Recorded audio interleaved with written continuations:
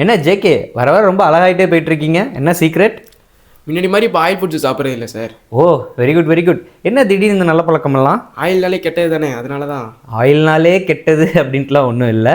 Deep fried oil ஃபுட்ஸில் வந்துட்டு கெட்டது இருக்குது. அந்த ஆயிலை எப்படி பயன்படுத்தினா உடம்புக்கு நல்லதுன்ட்டு இப்போ நான் உங்கள்கிட்ட சொல்கிறேன். அப்போ தேங்காய் எண்ணெயில் என்ன நல்லது இருக்குது? தேங்காய் எண்ணெயில் லாரிக் ஆசிட் அப்படிங்கிற ஒரு ஆசிட் இருக்குது. இந்த ஆசிட் தாய்ப்பாலில் கிடைக்குது.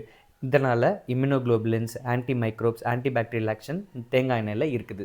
அப்போ நல்ல எண்ணெயில் சார்?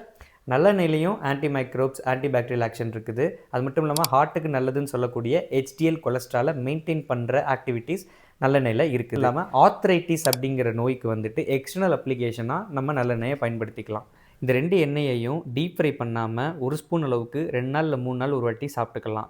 மேலும் ஆயில் புல்லிங் ஒரு மெத்தட் இருக்குது. 1 ஸ்பூன் அளவு ஆயில் எடுத்து வாய் ஃபுல்லாக கொப்பளிச்சு முழுங்காமல் துப்பிடணும். இது பல்லுக்கும் ஈருக்கும் ஜிஞ்சிவிட்டிஸ் அப்படிங்கிற ப்ராப்ளத்துக்கும் ரொம்ப நல்லது. மேலும் இது போல் சித்தா இன்ஃபர்மேஷன் உங்களுக்கு வேணும்னா மறக்காமல் ஃபாலோ பண்ணுங்கள்.